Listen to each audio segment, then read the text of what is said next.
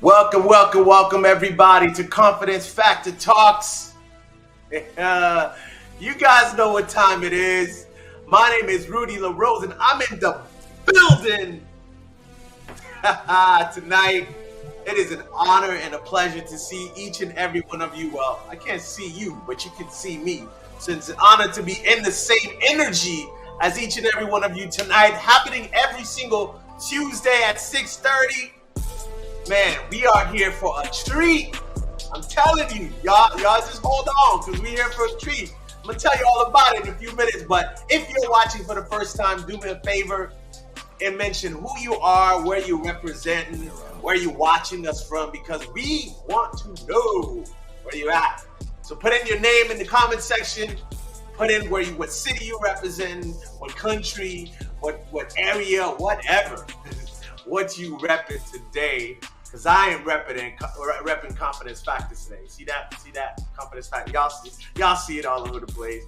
And of course, if you are watching from StreamYard, make sure you put in www.streamyard.com/Facebook. StreamYard.com/Facebook. And of course, if you're feeling what we're saying tonight, if you're resonating what we're saying, don't forget, of course, to put in #heart level. And we're going to talk about that later on tonight. Or if you're watching replay, put in #replay. But we are excited to have you tonight because we have a very, very special guest. And here's the thing. Some of you guys watching right now may think, man, they got the man on the show. Yeah, we got the man on the show. We got the man. I'm not going to spill the beans, but yeah, we got the man on the show, okay? I'm going to say we got the man on the show. I don't care what anybody says. We got the man on the show. That's going to be live tonight. I'm excited about this particular topic. But before I bring up the topic, of course, I got to introduce to you my wonderful and amazing. When I say amazing expression coach, that's right. You heard it from here, right in the building with us. This guy right here, the expression coach. No, you got to do it this way. This guy right here. No, the other way. Nah, man. There you go. But see, you're to my right, though. You're to my right. That's so interesting because when I see you point, you're pointing away from me. So I don't know what it's looking like online. But Mr. Lamont Gwynn in the building. What's going on, sir? What's going on? Welcome to another episode of Confidence Factor. It is a great day. Yes, sir. Man, it's you and I today. It's you and I today. Listen, we got one brother in the ship, right. And one brother in the car. In the car, you know right? what I'm saying? You know, Confidence Factor, we're on the move. Listen, y'all gonna have to figure it out. Grab a phone or something. I'm just saying, y'all can't just leave us out here and throw off to the wolves, baby. But nah, man. I'm excited to have everybody watching tonight, man. How's your week been, brother? How you doing? Well, first of all, before you tell us that, my bad, let us know what's Confidence Factor all about, man. Let them know. Man, Confidence Factor is the place to get your confidence in check. We are Confidence Factor. We are community for men. Yes. And in this community, we want men to level up. You know, in the world today, women have community, right? Yep. It's men that lack community. And here at Confidence Factor, that's what we are geared to do. That's what we're motivated to do. And that's what we want to do, to bring men together, to have heart level conversations that lead to transformation. And we do this through our SMART principles. What are they? First, self-mastery. That's right. It's getting to master thyself, right? And then by doing that, you can level up. You can become a part of a community. And within that community, you have accountability. We can hold each other accountable to go for our dreams and our goals, to be to just level up in life and business, and to really go after what we want in life. And then this show and our mastermind, Unleash Your Riches, baby, is the resources and tools to help men and to level up. So I'm glad to be a part of this community because we know the lid is real. The lid is real. The lid is real, man. You know, men feel lonely, isolated. They feel like they don't matter. Yep. And this community is to help men find that, get rid of the lid and find a place to find that community. Yeah. So I'm glad to be here, glad to be a part of this community. And tonight's show is really, really a good show. We can tell them what the topic is. I love the topic. Tonight we're gonna be getting in your business. All right. We bring the apostle of business in the building. He's going to be with us shortly. But tonight we're talking about the little known secret to building a dream team for your business. Listen, I know that when you get together people like LeBron, Michael Jordan, Scottie Pippen, I'm trying to think of some other names right off the bat. Give me some names, Lamont.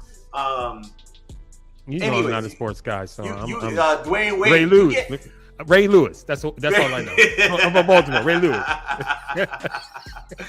When you get people of it, when you get the influencers in a basketball team, and you say you guys are going to play as a team because you're going to the Olympics, that's got to be a big deal, man. Because you got all these egos getting into a team, and it's not about me being over you, the best over you, the best. You know, it's about us working together as a team cohesively. And what better way to show strength when you have a team like that going out into the Olympics and representing the United States. And so I make reference to that because a lot of times in business, we have people that we work with, and maybe they're not your employees. Maybe it's a partner. Maybe it's vendors that you deal with. Maybe it's people that help you construct the business that you do every day. But you got to work cohesively as a team, and you have to know how to do that. And I always have enjoyed working with people. Like, that's always been something for me. And what I've learned over the years is that working with people, it's not just a matter of making them money and them making you money, but it's really understanding their vision. I heard somebody said one time, a CEO, he said, one of the ways that I've gotten my business to grow rapidly is by going around and finding the vision of each of my employees. And I thought that was so powerful because, most people say, well, you got to share your vision so they can catch the vision and run with it. Okay, that's great. But what about their vision? What about their goals? What about their dreams? Maybe they want to buy a house in 2 or 3 years. Maybe they want to travel the world. Maybe they want to go into this particular field that has nothing to do with your business. And most companies will be like, well, if you're not about my company and you're doing that's not always the case. And sometimes when you take time enough to find out what other people are interested in, man, you'd be surprised how much they show interest in your business and your vision. What really, I'm really excited about this conversation is because, there are a lot of solopreneurs out there, right? And in order to grow a business, here's the issue with a solopreneur. You have a job to do and someone gets sick or you get sick. Yep. Who's going to do that for you? Yep. Right. Yep. And so without having a team in place, without building a team that's going to keep your vision alive, your business can die if you do. Yep. Right. Yep. So, as solopreneurs, how do we build a team? So I'm really interested in having that conversation with our guests tonight. Yeah. Because when you're in that world of solopreneur, it's all you, unless you have built a team. And sometimes those teams are external. You have your accounting firm that you work with. You have different other companies that you are a part of your team that helps you and your business. And so those partnerships and how do you select the best ones, is really important. It is definitely important. If you're watching, once again, we're talking about the little known secret to build a dream team for your business. I want to give a shout out to John Davis. I see you watching. John Davis, what's going on? If you're watching, once again, be sure to put in the comment section where you're watching from, what city you represent, who you are, so that we can know that you are here live with us. Tonight, we're talking about the little known secret to building a dream team, and we're going to be bringing our guests to have this conversation. But before we do, I want to talk about Lamont, how here in Confidence Factor, how we're able to build this team that we've been building, because I think it leads right into this conversation. And one of the things that I love that we get to do with the guys in the group is leave nothing unsaid, right? Not only leave nothing unsaid, but be in a space where it's not me against you. Like, the problem is not us. It's us versus the problem, right? Whatever that thing is that's happening, whatever, if it's a miscommunication, if it's whatever, it's about the mission as a whole. And I love how we've been able to, for the last 3 years now, actually, and going on 4, how we've been able to navigate through the nuances of working together as a team. Yeah, man. You know what it is? It's our philosophy of courageous conversation.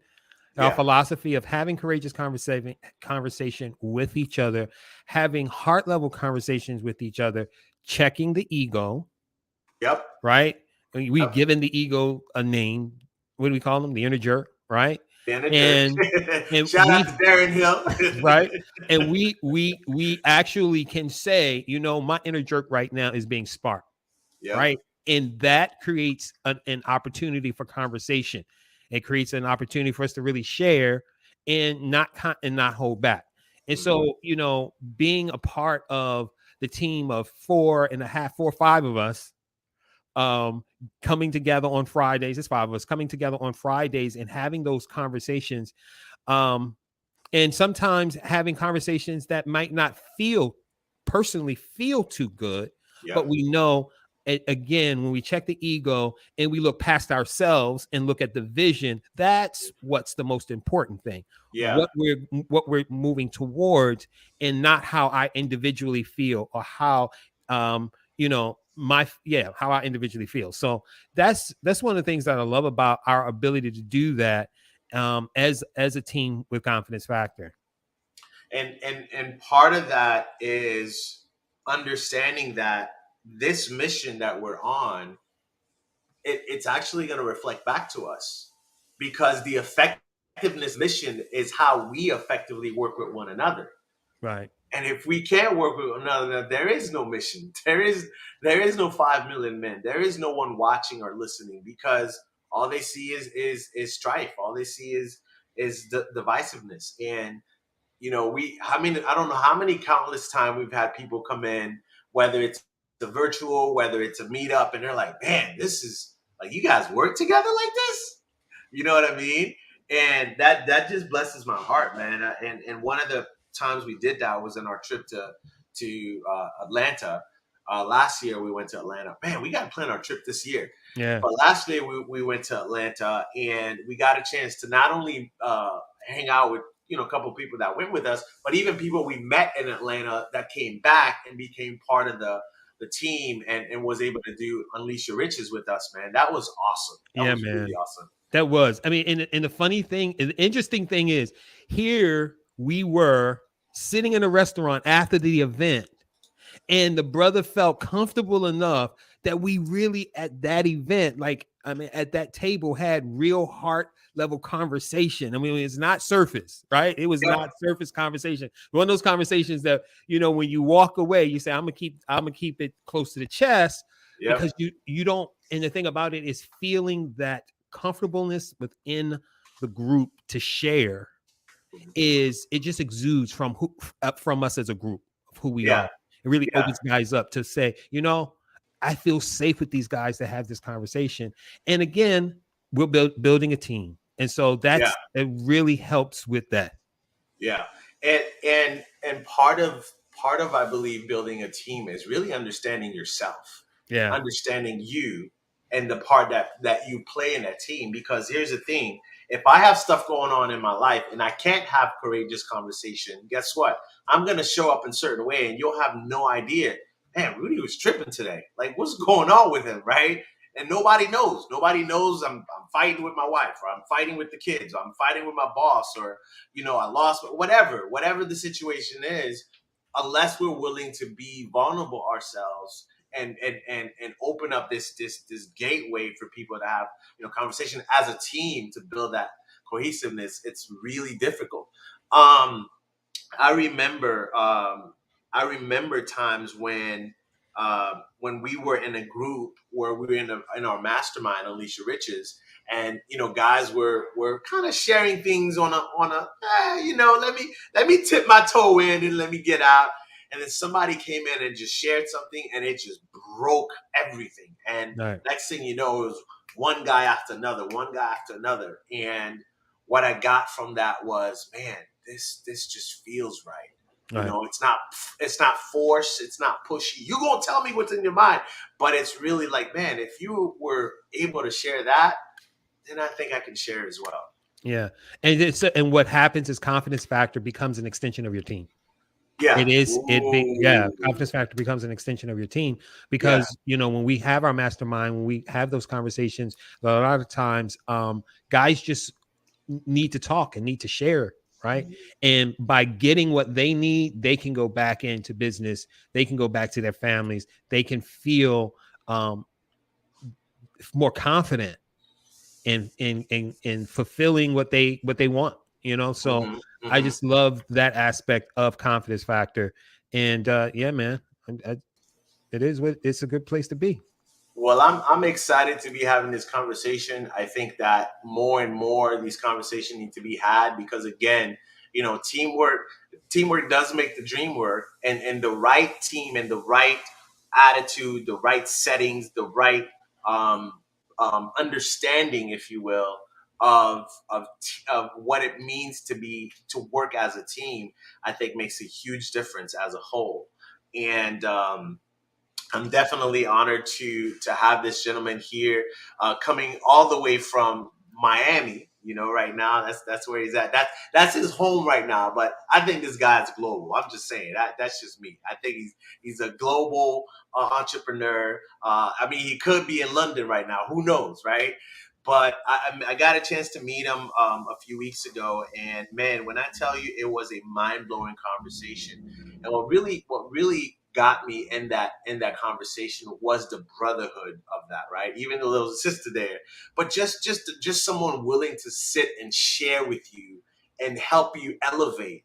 I think that was really important for me because a lot of times the first thing people want to do is get paid, and I get it. I'm an entrepreneur. I want to get paid for my time, but to be able to even take your time and just help somebody elevate, even just for just a moment, and then be able to move from there and again connect with them later on. That to me really blessed me, and so I told him I gotta get you on the show. I gotta bring you and share with the people what you're doing.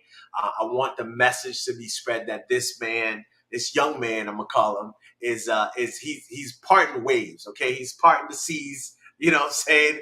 And he's making things happen. So without further ado, I want to introduce to you. I got to ask him if he has a middle name because I'm sure he's gotten, yeah, I'm sure. But ladies and gentlemen, because ladies, I know you're watching what the guys are doing. But guys, I'd like to introduce to you the apostle of business, Mr. Eric Thomas, in the building tonight. What's going on, sir? Listen, you get an introduction just the way I wrote it. I'm not worthy, man. I'm not worthy. Thank you. Thank Oh you. man, thank you for being here, Mr. Eric E. Thomas. There we go. Yeah, Not to be absolutely. confused with the other one. What's going on, brother? How you doing today? All is well. All is well, man. I have nothing to complain about. Thank you for Man. asking. Thank you Oh for man, having me. it's great to have you. It's great to have you, Eric. Like I said, man, you just blessed me in that conversation. It keeps replaying in my head. I'm still looking for my disciples. You know what I'm saying? I think I Yeah, got one came in so far. yeah, I'm trying to figure out if he's Peter or if he's Matthew. You know what I'm saying? I hope yeah. he, But anyway, um, Hey, everybody's got a wait, I lost you. I lost you. Can you hear me?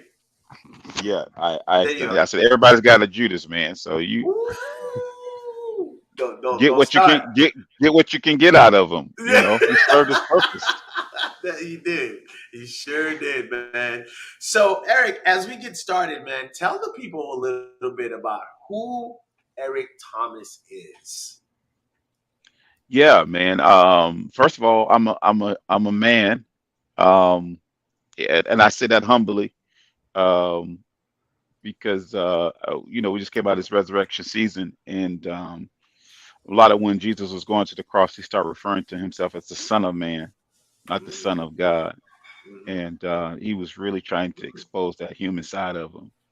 Mhm. And I'm as I get older, I'm embracing more and more my humanity.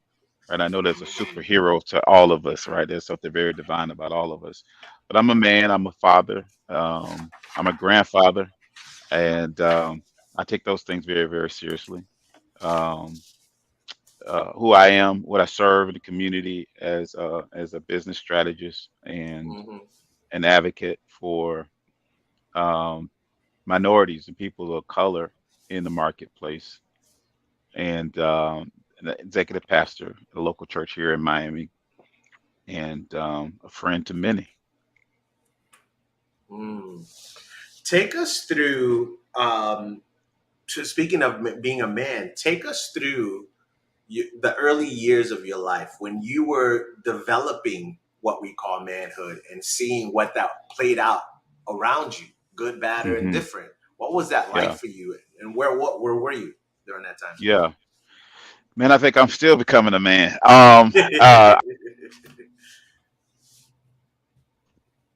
And I don't know why my thing continue to go on mute. So yeah, work with me to the technical difficulties. But no, man, I grew up in a two-parent home. My father is very active in my life, and I'm grateful for that. I had that advantage because not many of my colleagues growing up, classmates, had their father in their home. So seeing that man as a pattern was really really good for me. It gave me the advantage. I think even the advantage that I have today, because of many of my colleagues, I listen to their narratives. Um, they were estranged from their father at some point, and my father's always just been a very visible part of my life. So not only that, then just surrounded around men, my uncles on both sides, my mother's brother, my father's brothers, um, very, very visible in my life. Um, my godfather, who probably is one who probably gave me this itch for business. Watching Mm. Horace McKnight was, businessman, polished businessman, and was doing the game of what white entrepreneurs were doing. He was doing so well that Godmama Delia didn't need a job. She was a housewife, Hmm. and we were coming to that age where if you were gonna have something, you and the wife had to go to the marketplace and kill what you all were going to eat. But watching Right. him masterfully, Mercedes Benz driving on the weekend and got a work car. He had two vehicles. One he drove to work and one he drove on the weekend. He was I know doing what that pretty feels good. like, man. I know what that feels like. So that was those are my templates for manhood, and they're etched here. They're Mhm, etched here. mhm, mhm. And I've seen the other side of it as well, man. You just become a product of what you're exposed to. So, and becoming a man, I've been exposed to some other dysfunctional templates of men as well. So, and again, you become whatever you're exposed to. So, I've been a very dysfunctional man. I've been, a whole man as well. So, that's that journey, man. And I think, like I said, seeing those men and what they have attained to, I always feel like, man, I'm still becoming that man. I always feel like a little boy in my dad's presence today. Mhm. I think Wow. he likes that. I like he Yeah, admires I'm that. sure he does. Do you remember the first time you stepped to your dad? Has that ever happened? Never. Wow. Oh, no, no, no, no, no. So one of the things, man, that I am glorying in is my mom really kind of setting a precedent in the house. We never saw her disrespect my dad ever, and she passed away Mm. suddenly back in 1993. So those are the kind of things I had in my head, and it was kind of like she never disrespected him. I'm not. And I read something on Instagram the other day that said mothers actually set the precedent for how children behave with their fathers, and I had to like it and love it. because my mom Barbara, she set that precedent for us. It's like I ain't never disrespect this man, and y'all ain't gonna disrespect him. So no, me and my brothers, there's two boys, four girls. None of us ever disrespected our father. Wow, that's amazing. That is absolutely amazing. So, watching these templates of men, as you said, and I love how you put that. You growing up, and I know part of your story as well. You growing up, of course, you go on to, tell me if you went on to college or what was the next step for you coming out the house. Yeah, I think where me and my dad did bump heads, but I never stepped to him, was about my journey after high school. So my mom Mm, was really like uh, and I say my best friend because I was a preaching prodigy. I started ministry when I was 11 years old. hmm And so my dad could see I had this itch of wanting to go like to seminary school and make a career out of it. And my mom was pushing me in that direction. My dad, on the other hand, was not. My dad has and still has that mentality today that if you're gonna be something in the marketplace, you gotta have several degrees, and boy, you better go to school and go get your degree. And I wasn't.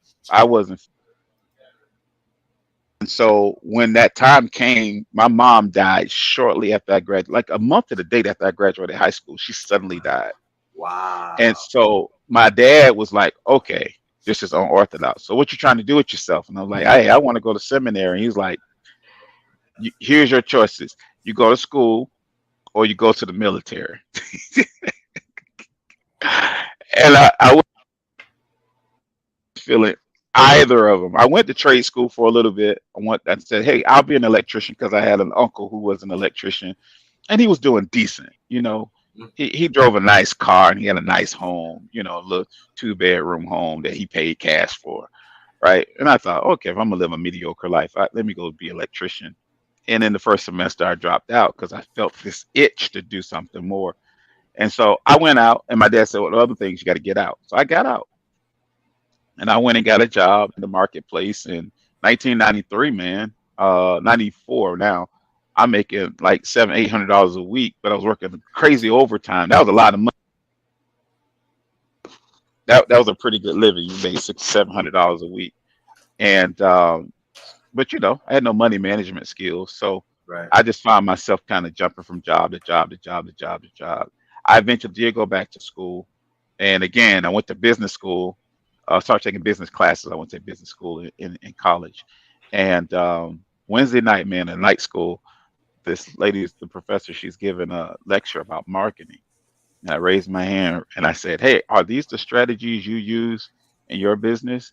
And she said, I don't own a business. I said, I'm dropping out of school, man. I can't learn business. I can't learn business.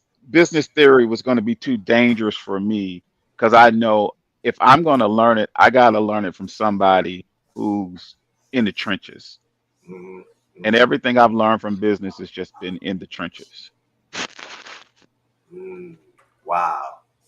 So you drop out of school. You say, you know what? I'm gonna take the bull by my own. I'm gonna take my own horns, right? Yeah.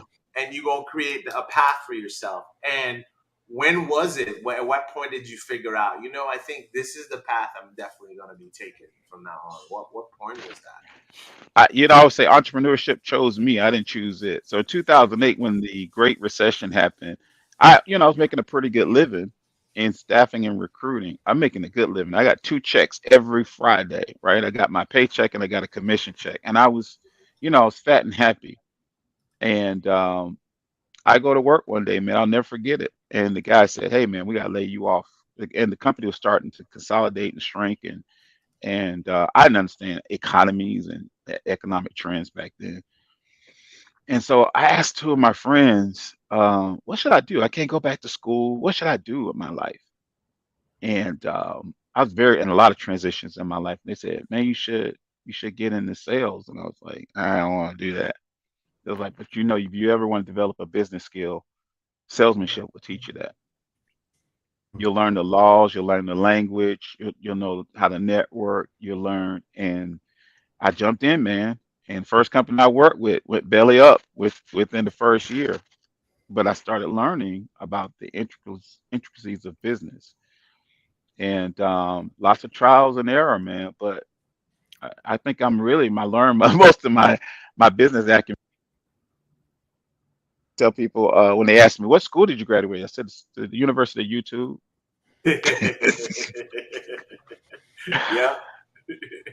It was just a blessing for me, man. The books I've read and the lectures I've heard, it's just like, oh, okay, it was, or I would have never got it in a traditional Yeah, school. yeah. Yeah. What is there a one book that's really been influential in your life? Maybe a couple of books, but in terms of sales is concerned, that's like, okay, this was a real change for me, going through this book or even a program, if you will.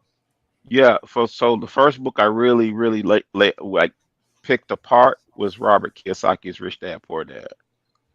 Okay. I could relate. My dad would have been my poor dad. And I have a phenomenal father. Let me say that. I don't respect any other man in this world, so I'll never say anything to defame him.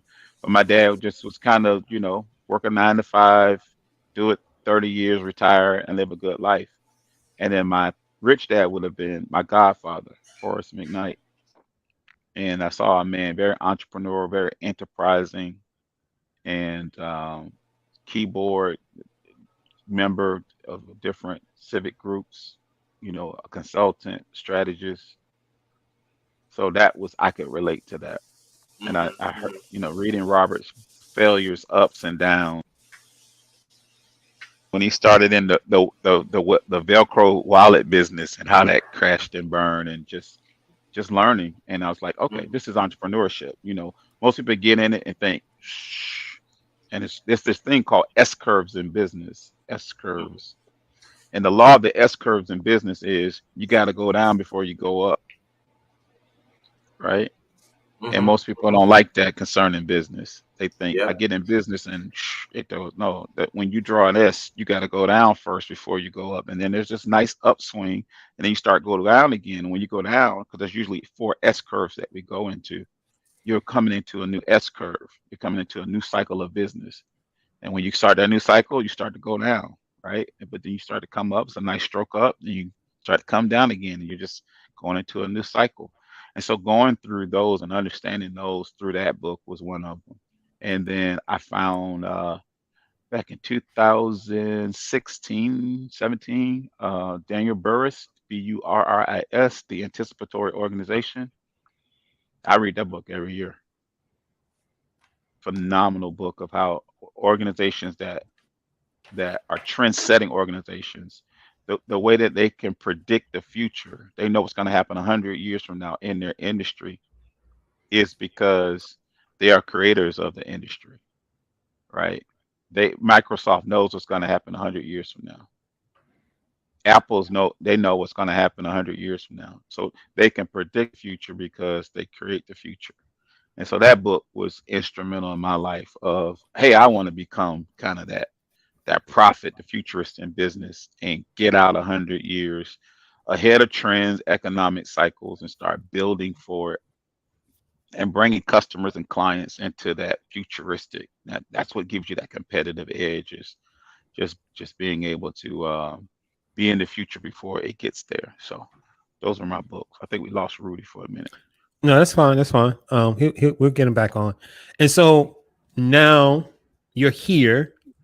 Um, Tell us a little bit about what is it that you work with, your work now, and how all of what you learned in the past has been effective right now for you. Yeah. So what my thing today again is consulting, strategy, um, and twofold. I work in the secular marketplace for a very well known firm, um, and then I also still consult, strategize for Christian professionals. Um, my my real calling in both of these is to give people that competitive edge, right? Doesn't matter if you're in the marketplace, right? If nobody doesn't know you're there, and you don't know how to drive people to your business and get people to pay you over and over and over again, really doesn't matter, man. So that's helping people and organizations get that competitive edge in their space. is really where I'm centered and focused today. Right, right. And so tonight we're talking about the little known secrets to building a dream team for your business. And one of the things you talked about is the importance of that, of what it's like to be in a team environment and build teamwork. So we here at Confidence Factor, we started this mission because we wanted to build a community where guys can come in and have heart level conversation as entrepreneurs, right? It's like you're not going to go to a dental convention as a mechanic. You're not going to go to, an IT convention as a doctor. So having a space where entrepreneurs can share the things that entrepreneurs can go through is the reason why we're here today. Having said that, in order to make that mission happen, we needed to come together as a team. And so one of the things that I'm really excited about to hear is what are some of those secrets? What are some of the ways that your strategies work to help teams be able to grow and develop and nurture one another? Yeah. So most people who start to build teams, they have the concept right, that they know that they need other people to run with. They don't have the strategy right, right? There's a strategy for building a team. You must identify, first of all, you want to assess yourself first. What are my strengths? What are my weaknesses?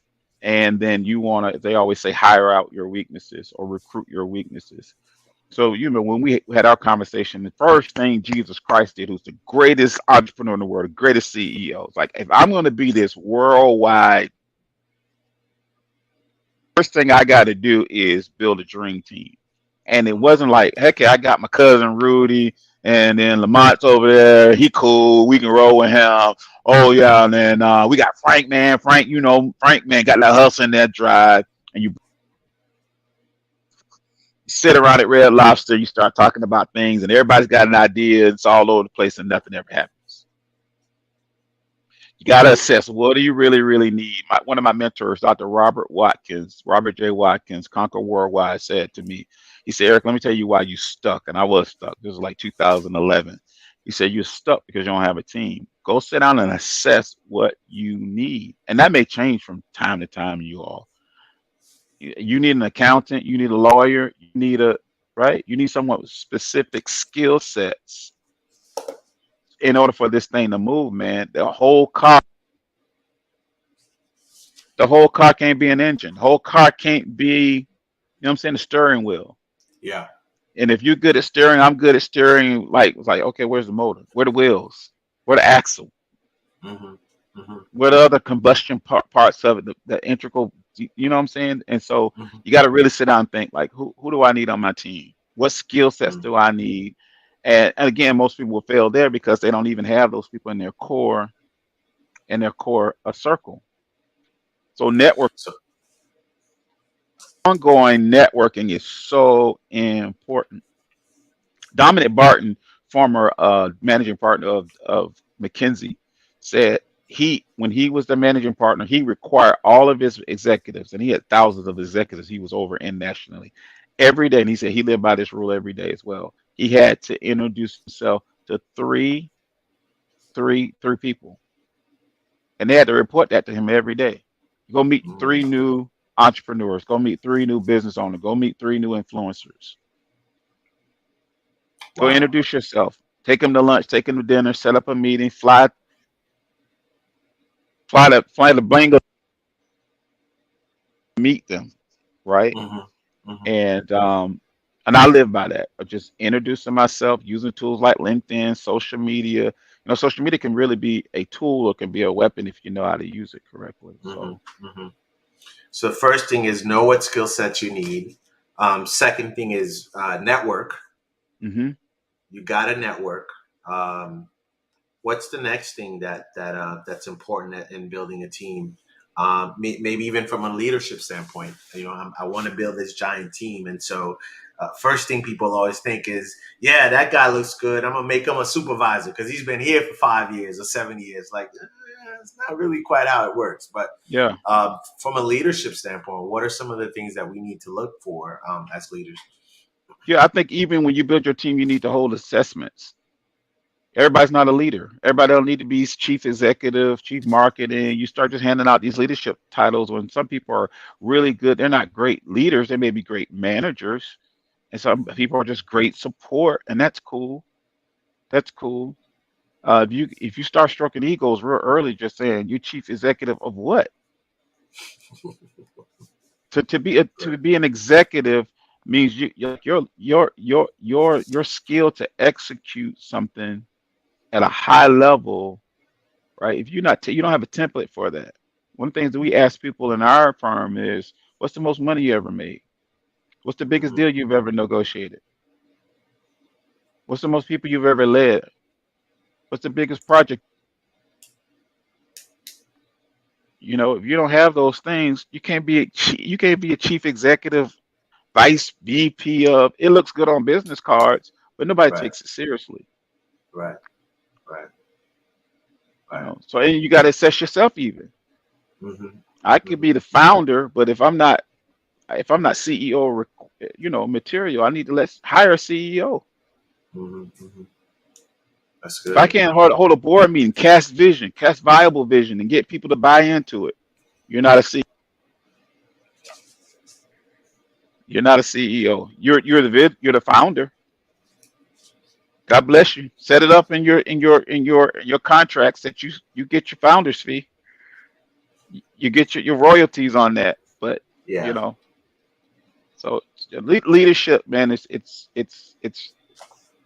I think this country has done a horrible job in just using leadership titles, man, from politics to religion to everywhere else in business. Mm-hmm. Mm-hmm. And I think this leadership deficit that we last 25 years, we're gonna see a redesign and redevelopment of it. Mm-hmm. I realize where my leadership flaws are. I know where I'm strong and I know where I'm weak, and I just stay in my lane. Yeah. Yeah, I heard someone said that a lot of times it's always the goal for people to say, yeah, work on your weaknesses, and they're like, no, work on your strength. Work on the things that you're already good at.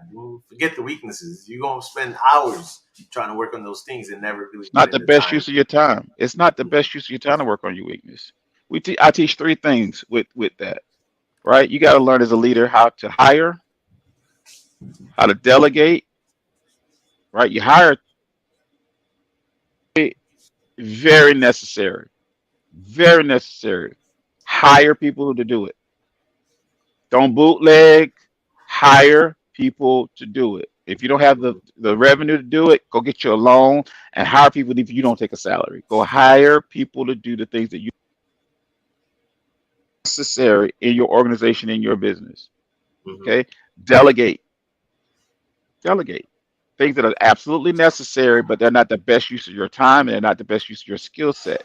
Delegate to someone. Hey, here's what the responsibilities are, the roles and responsibilities, and here's how I'm going to hold you accountable. And then the third thing a leader needs to be able to do is to know when to eliminate. Mm. This is no longer useful for us. This role is no longer useful for us. We've outgrown this state and stage or phase of our business. And so you got to learn how to say sometimes you got to kiss and say goodbye. And another great CEO was Solomon in the Bible. And Solomon Mm-hmm. said that. Solomon he knew when he had to let people go. Right. At certain phases of the growth of his enterprise and kingdom, people served him well. And he knew, okay, we've gone as far as we can go together. Mm-hmm. Mm-hmm. It's hard to let people go sometimes, man. That's Pookie dumb. You know what I'm saying? That's that. That's Bubba. He been here from day one here, but Bubba is he can't go in these spaces with you, man. And that's something I had to learn and still learning, honestly, to places that I desire to go in my life, and I see myself journeying, and I just know I can't take everybody. And I learned a lesson a while back. A gentleman, he shared with me. He said, "My thing used to be where I'm holding on to my friends. I'm holding on to Johnny and whoever because they've been there from day one, right? And I'm trying to go this place. I'm holding on to them, and they are ready to go. I had to let go and be like, you know what, Johnny." this is where I'm heading. If you want to go, let's go. But I'm not gonna hold your hand and trying to wait for you to, to come around. And that's been a challenge. And how do you, as when we talk about teamwork, how do you I guess how do you direct the team effectively like that when you do have to let some people go that may be near and dear to you, that are, whatever the case may be, or do you redirect or do you rearrange, where they belong? Yeah, and I'm so grateful, man, to have been around top level, high net worth CEOs who go through these assessments of saying, "Hey, this is where we are, this is where we're going, and hey, we see who we have with us, and have enough integrity to say, hey, Rudy, man, I know you've given me 15 years of your life to this organization. Where we are going, right? I don't know that it's the path that even you should be going. Hmm. And so we're going to sever the relationship, but we're going to sever it on good terms. Hmm. That's a lot of maturity in that, Yeah.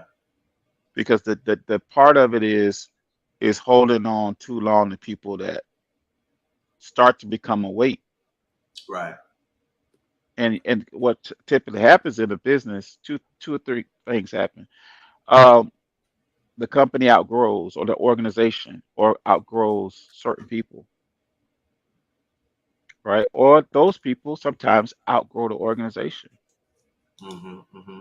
And then you have to let that person go. Say, hey, we're gonna let you go and go fly. You want to go really, really fast, and we're not there yet. You're like rocket fuel kind of stuff, and our business is, you know, we're not on we're not on skateboard anymore, you know, but we're not ready for rocket hitting the orbits like you're trying to go. And you may Right. have outgrown this organization. We just think, hey, we should let you just go find the next thing for you, or you go do your own thing. And those are Hmm. called necessary endings. That's another Hmm. book. I forget the doctor. I think it's Henry Cloud. Necessary Endings. Found that book in 2012. Necessary Endings. It's interesting. I heard a gentleman say it's funny how the jobs that you don't like are usually the ones they're not willing to let you go. Hmm.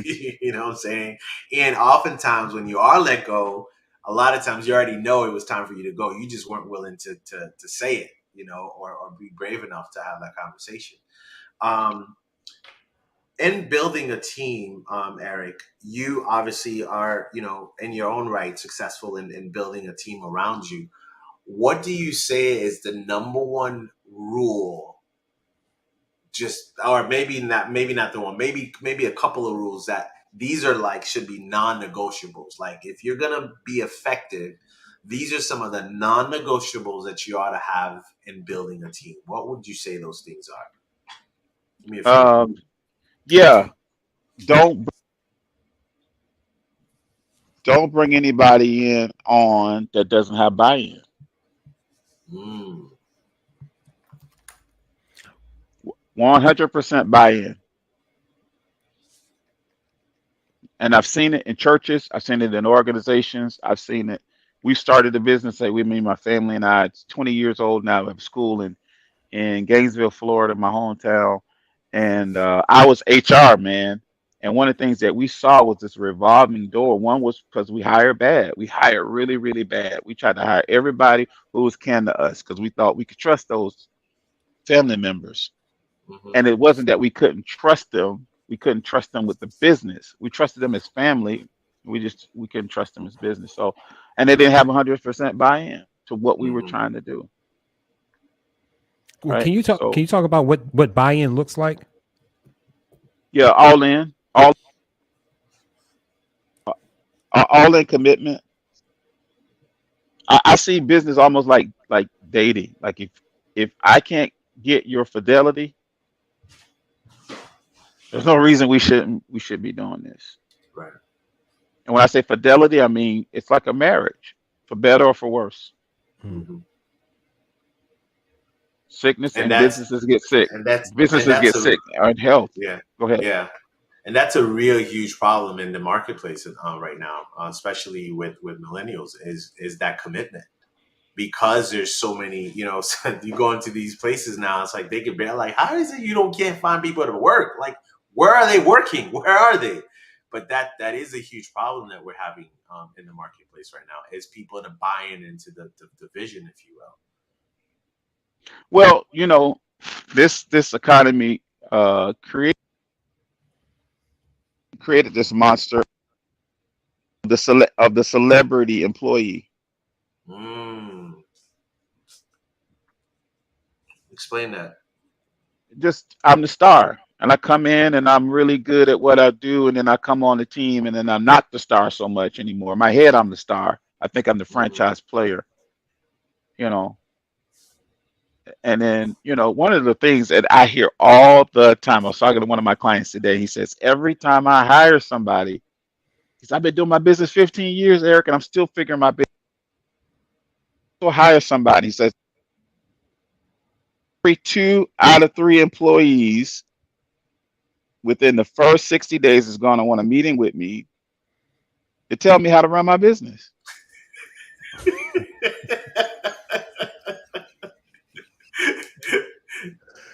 And when I don't take their ideas, he said, normally 60 days or less, they're gone. Wow.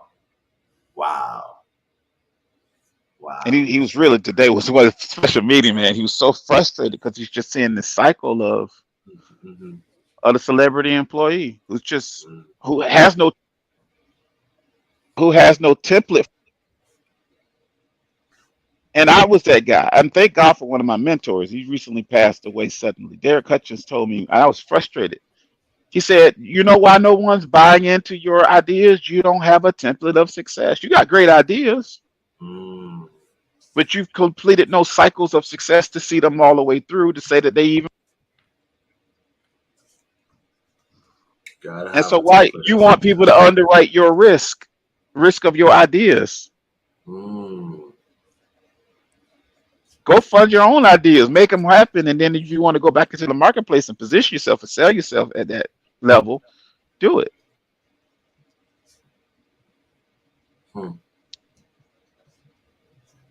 I hope that answers the question. So we're not hiring resumes today. Most people are hiring resumes. John Maxwell said, America is really good with hiring talent, but they end up having to terminate character. Wow.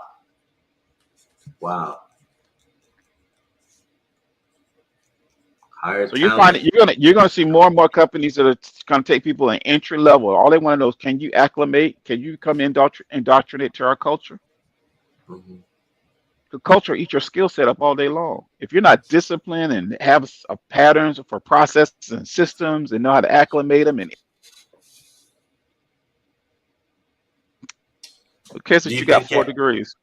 Do you think character can be developed or taught, or do you think it's too late at that point? Like, they need to come in with that? Oh, anyone can be developed. Anyone can be trained. You just got to be coachable. So yeah, absolutely. We live in a culture of the solopreneur, right? Everybody. Dying breed, brother. Dying breed, though. I'm with you. Right. So, what advice would you give the solopreneur? And I want to couple this with one of the things that you mentioned, but it probably needs to be explained more. So, I'm a solopreneur, but I need to network to actually build a team. How do I as a solopreneur, what advice would you give me to take the right steps toward building a team? Yeah. Network early, network often, network fast. When I say that fast part, know what you want, know what you're looking for. Most people don't know how to network. They go to networking events and they kind of stand around the room, hold a drink, and pass out business cards and wonder why nobody ever connects. Like, know what you're going to the networking opportunity. Know what you want to get out of it. Okay, know what you bring to the table and be able to use that negotiation skill, saying, "Here's where I am. Here's what I need." Right? Networks often early, often do it fast. That's good. Because we live in a noisy world, man. And I know you today, and I forget. I tell people, don't give me your business card.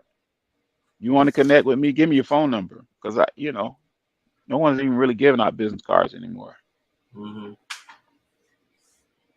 Well, I like that because oftentimes we go to network event, and the first question people ask is, "So, what do you do?" And one of the things Yeah. I heard you say is, talk about what you're looking for, what you need, right? And so that really would, not that I don't want to get to know you, but I'm here on a mission.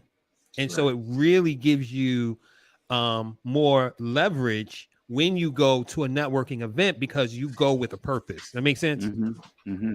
Yeah, Hmm. Yeah. I like And that. most people don't have. I'm gonna show up. I'm gonna smile. I'm gonna shake as many hands as I, instead of saying, "Hey, who are the 5 or 6 people I need to get to know in this room?" Mm-hmm. Mm-hmm. That was it.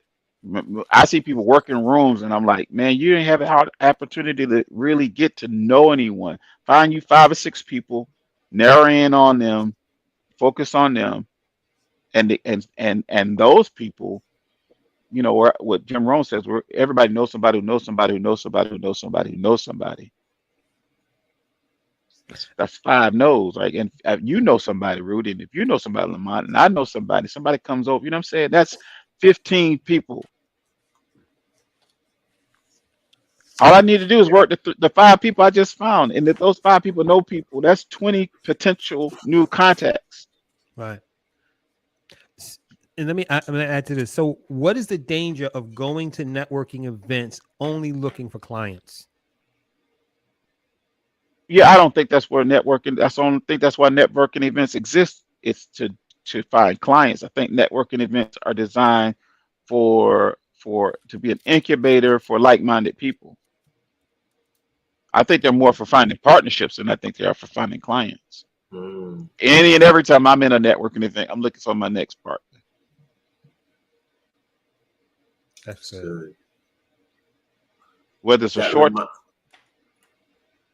Go ahead. venture Go ahead. or whether it's a short-term venture or a long-term venture, I'm looking for my next partner. Yeah. That's good. That's real good. I think Thank I you for think that. partnership are essential. Eric, I want to just thank you for your time as we coming up to Thank the you, brother. hour. Thank I you. want to let people know where they can find you. I have an email in the chat. I don't know if that's a good email for them to reach out to you. Yeah, And absolutely.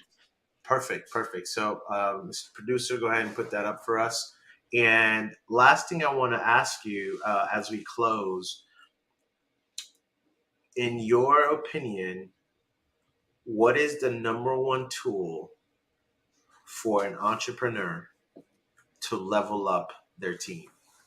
Is it personal development? Is it group development? Is it assessments? What is that number one tool you think that's gonna change the game for them? Yeah, it's going to be giving them the tools to develop, and I think they're kind of one and the same. Okay. It is the personal and professional development. John Maxwell nailed it. We hire skill and we fire character. And it's not that these people are bad people, right? It's just they're not whole enough, right? To be a part be a part of something that is whole. All right. Well, thanks again for your time, guys. You heard it Thank you. right here from Mr. Eric Thomas. Hang back in the and backstage. We'll be right with you, Eric. But Yes, sir. man, this was powerful, Lamont. Yeah, it was a great conversation, man. Man, Some I'm nuggets, ready to some level up nuggets. the team, boy. I'm ready to level up the team. Yes, sir. Yes, sir. Yes, sir. Yes, sir. And speaking of team, with here at Confidence, we started with 2, then we went to 3, then we went to 4. I mean, it's been growing and growing by leaps and bounds, and I'm just thankful. Shout out to James, Chris, Wayne, of course, Bobby, and Da- Javon, uh, Darian, Darian. I mean, shout out to just the Edson, people that Edson. that's just Wayne, come into the community John. and just John given tremendous time, and it's been one after the other, man. So I'm thankful, man. You got an inspiration injection? Yeah, you know I do.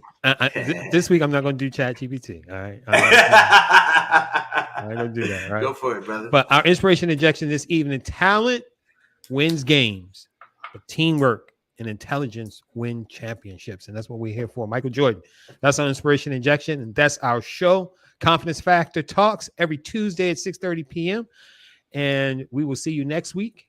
And what we say and everything that we do. Everything that we do. And everything that we do. Always keep it it heart level. Heart level. We'll see you all next week. See y'all next week, guys.